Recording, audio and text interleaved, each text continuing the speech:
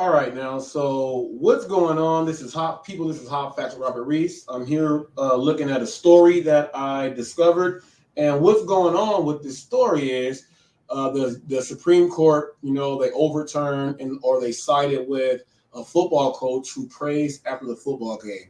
He lost his job. Okay, he lost his job for praying after the football game. Now I'm going to get up here and share this right now. Check this out. Leave comments. Let me know what you think about this. This is crazy.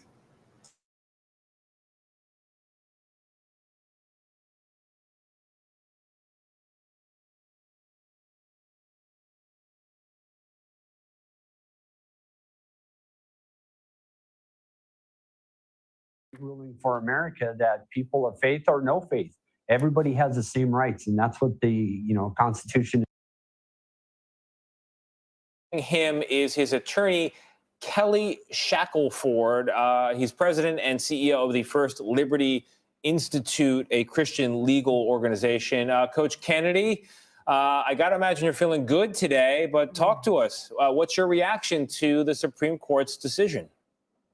I'm just so thankful for everybody that supported me and the court's ruling in my favor and all my lawyers, everybody. I'm just, so thankful that it's finally over, and it's so awesome. I think it's a great ruling for America that people of faith or no faith, everybody has the same rights, and that's what the Constitution is all about. It's rights for all Americans. Right. And so to that point, Coach Kennedy, what would you say to a player on your team who perhaps would feel pressure? Here's his coach, right? The guy who he wants to get playing time from. He wants to please you.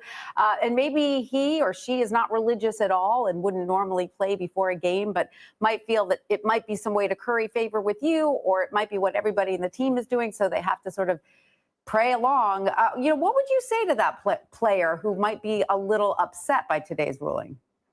And that's a great thing about being a coach, is that you are so tight with these kids. You spend so many hours with them. And the prayer is like a 15-second thing. It's not even a thought, beginning thought or an ending thought anytime during any of the football program. And I had lots of kids that came up and said, hey, coach, I don't want to, I don't feel comfortable joining. Well, that's America. You can join, you cannot join. It's totally up to you. Who am I to say that you should do it? I mean, that's an individual liberty, and it's just great that I have my liberty.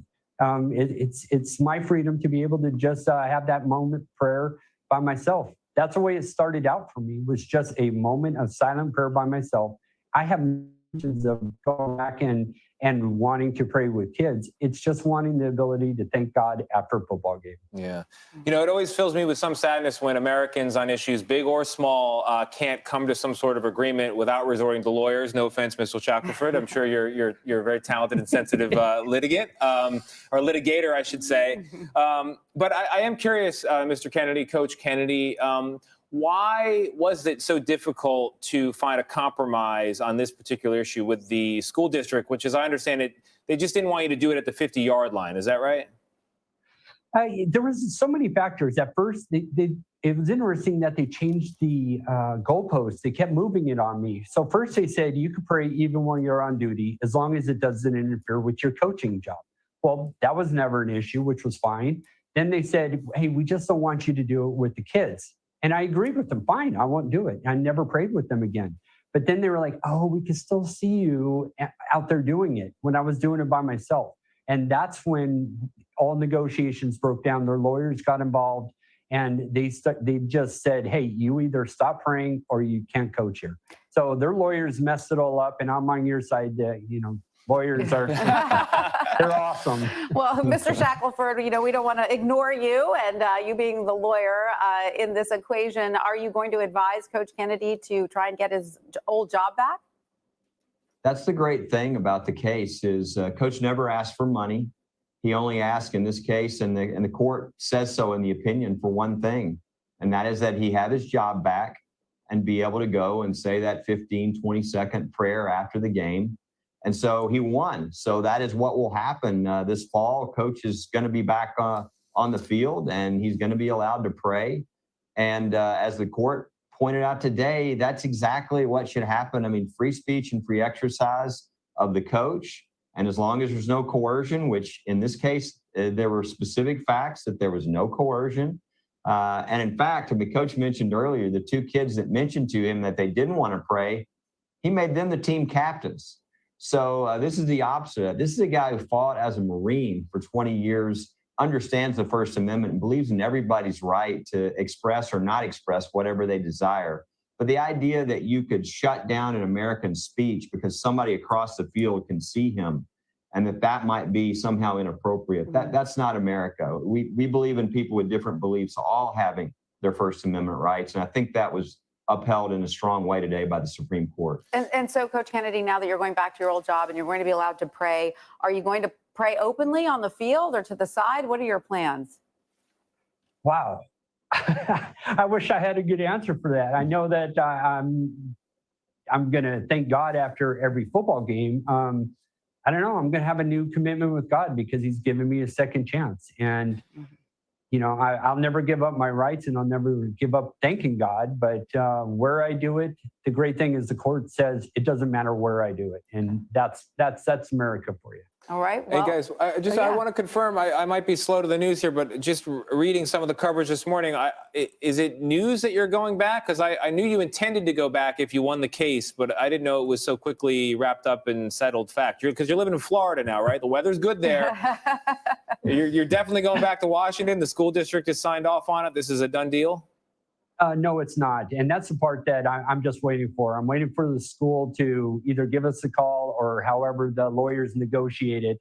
But I'm expected, a phone call from somebody and we can work all those details out. And hopefully I can be on that next flight back to Bremerton and be on that field that you see behind me. So you are right now officially requesting to have your job back. Yes, that is correct. All right. So, Mr. Shackelford, it looks like you still have a little work to do there in that regard. But if all works.